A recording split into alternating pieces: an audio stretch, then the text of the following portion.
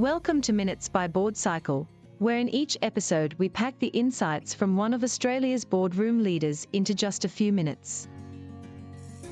Today, join host Richard Conway as he interviews Christy Boyce, Director of JB Hi-Fi, BAI Communications and EMM Consulting, on how organizational decision-making frameworks can be applied in the boardroom. Hello and welcome to the Minutes podcast. I'm your host, Richard Conway, and today I have the privilege of interviewing Christy Boyce, who's a director of JB Hi-Fi, BAI Communications and EMM Consulting, and is also the chair of the Skeggs-Darlinghurst Trust. Christy was previously a director of CSR, a senior partner at Port Jackson Partners, and a partner at McKinsey. Welcome to the podcast, Christy. Thanks, Richard. I'm delighted to be here today.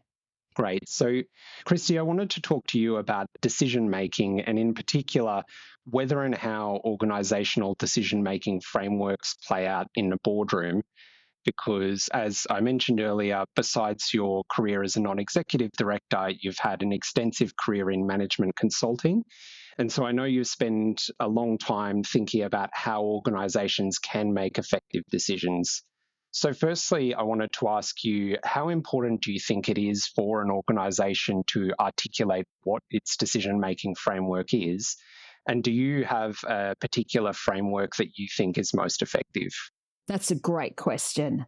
Look, I don't know that I'd say I have a favourite framework. And in fact, I think if you commit yourself to one framework, you can get yourself in trouble, because I do think it's a little bit horses for courses in terms of frameworks, and it really depends on what you're trying to do.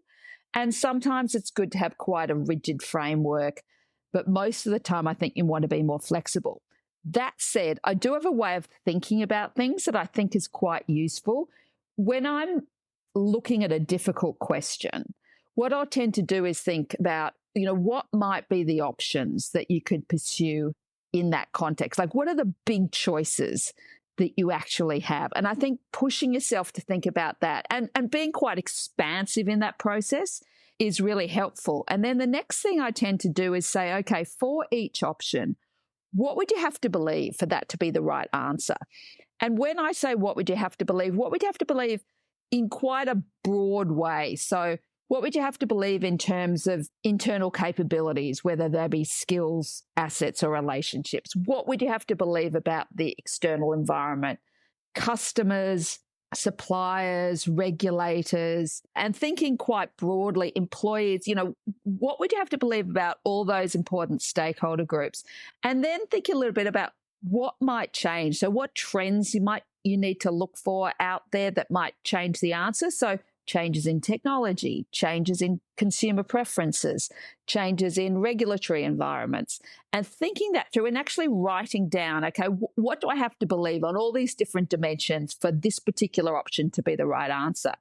And then I think you can have a quite directed approach in terms of what's the evidence available to support those beliefs. And decision-making is an imperfect science, right? Most of the time, you're not going to be able to 100% prove everything, but you can sort of look at the balance of evidence and say, okay, well, that option looks like it's got potential. There are a few things that we don't have evidence to support, or actually the evidence contradicts that, but that looks like a sensible answer versus there's no evidence to support anything that you would have to believe for option B. So option B is off the table. And I think that does a few things. I mean, I think there's real discipline about pushing yourself to do that is useful. And you will tend to iterate that a number of times as you think more about it.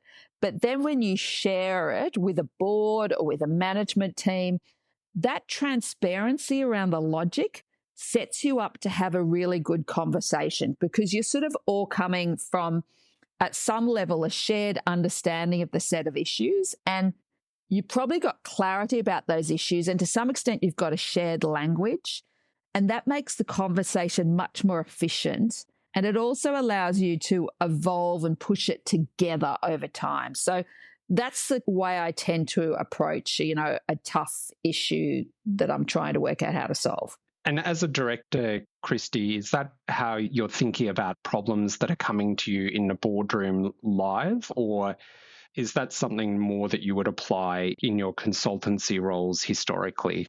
Look, both. I mean, I think I use them in different ways. In the consulting roles, you'll actually go and document all of it and share it and debate it. But I guess when I'm reading a board paper or thinking about an issue from a board point of view, I will have that in the back of my mind. And I'll often be thinking about what would you have to believe? They're beliefs that are sort of implicit in this whole conversation that we haven't actually brought to the surface that we need to be talking about. And my questions in a board context will often talk to either better understanding beliefs that have been articulated or trying to elevate issues that haven't been considered, but probably, in my view, are critical to making whatever choice we're trying to deal with.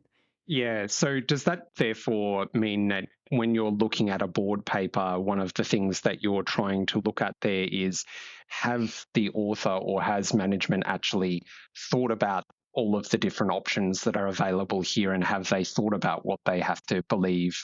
I guess the question there is, are you looking for that kind of decision-making structure or framework to be presented to you as a director?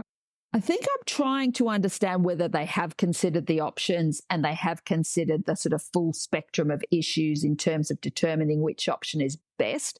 I don't necessarily need to see it laid out like that. Of course, that's lovely if they do it, but I am trying to get a sense from the board paper of, have those things been considered? And then when we're having the conversation, I'm trying to understand that as well. I mean, I think there's nothing more scary as a board member than when you sort of get presented with, this is the answer, and you don't understand where it came from and you don't understand what else was considered. I mean, of course, that's scariest when it's a big decision that can't be reversed. If it's something that sort of on the face of it makes sense and it's more about learning or option creation and it's not particularly expensive, that's a different conversation. But when it's a big decision that you probably can't reverse, then you really want to see the rigor of the thought around why one option is right and particularly what could go wrong.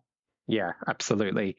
That's probably a good segue into another question I wanted to ask you, which is about how you apply that thought process where you know your information is pretty imperfect and perhaps you don't have a really great fact base to think that one option is better than another option. Or I guess another example where this can play out is when you're thinking about competitive situations, you obviously don't know exactly what your competitors are going to do. So do you apply the same kind of thinking to that process, or is there a different approach that works better when information's pretty imperfect like that? Well, I think the process of asking what are the options and what you have to believe is pretty robust and actually probably is particularly suited to that type of situation. But I do think there are some things that you can do to help yourself in those type of situations as well. So one thing I would say is if it's really seems relatively unique, try and think about analogies, and they might not even be from the industry in which you're operating. What's a similar type of decision that someone has had to take, and what did they consider and what ended up being important, I guess, down the road once they'd taken that decision? So sort of looking for analogies is one thing that I think can help you in that situation. The second is if you've articulated the what would you have to believe, you can be creative in terms of finding evidence. It may not be exactly what you're looking for, but what are other signs that that is or is not true, that each sort of belief? And I think the other thing in those type of situations, and you mentioned the competitive situation. So I think the competitive situation is tough. What's even tougher is if you've got a quite dynamic, broader industry environment where actually there are a lot of players who are changing and it's sort of rapidly evolving, probably on multiple fronts, potentially technology, regulation, behavior, something like healthcare springs to mind, right? And I think in that situation, what would you have to believe approach is robust, but you might also want to think about how you sort of immerse yourselves in thinking through how the different actors will behave. So this would work in a competitive environment or it would work in an industry environment. And I've seen it work really well, actually, when board members and executive team members are teamed up and they're asked to think about how they would behave as a particular industry player or if they were given a particular role. And then they sort of can think about what they do and they're sort of wearing that hat as well as the board member hat. in the meeting when you're having those type of discussions. And, you can do that, really in depth with lots of work, but you can also just ask people to go away and think about it for an hour. And they will come up with some really interesting perspectives. And it's a good check on those decisions where you are assuming a lot about either competitive behavior or broader industry behavior. Yeah, I think that's a really great idea to actually just role play it, even if it's a really short role play. It's quite different to just thinking about how someone else might think about it for a couple of minutes. I guess another curveball to throw at you in that scenario is in those kind of rapidly evolving situations you were talking about, an option that organizations can take is to do nothing, to wait and see for a little while. And that, I guess, is quite a tricky option to take because sometimes I guess it's the cop-out choice when you can't figure out which ones are the other ones. But in other cases, it's a deliberate choice, but you do have to move at some point in time. I guess I was interested if you could talk a little bit about when you think it's appropriate just to take the do nothing path and how you assess when it's time to start doing something from there. Yeah, that's a great question. And I think we underestimate sometimes the value of deferral, that it actually can be a very valuable option to defer a decision. So we shouldn't always beat ourselves up for not making a decision. There are times when it was absolutely the most rational thing to do. There are times when it's not. And I think the times, particularly when it's a rational thing to do, is when it is a really big bet and it's not reversible. And there's a number of uncertainties. And if you wait, those uncertainties may be resolved in a way that is really useful, or that certain things will actually improve over time. So, for example, if you were looking at a massive capital spend and the technology was rapidly changing or coming down in cost, there might be a massive value in deferral. Because that is something, once you've spent it, you've spent it. There could be some new technologies that are coming down the pipe that will dramatically change how you think about how you approach the particular requirement. Or as I said, it's just there's an experience curve and it's going to cost a lot less if you wait a year. So in those cases, you're actually thinking about how you can defer without too much cost. The counter question to that is always, what's it costing you to defer? Are you putting yourself at risk? Are you going to end up with capacity constrained in a growing market? What might happen? But I do think thoughtful deferral can be a great strategic choice. Yeah. Christy, one final question on this topic for you is about, I guess, the fact that organizations have a bunch of different reasons why they make decisions the way they do. Some of those are historical, some of them are industry related, some of them are cultural, etc. And I just wanted to ask you the general question of what you think the board's role is in that. Should the board really be shaping the way that an organization makes its decisions, or should it be shaped by the organization?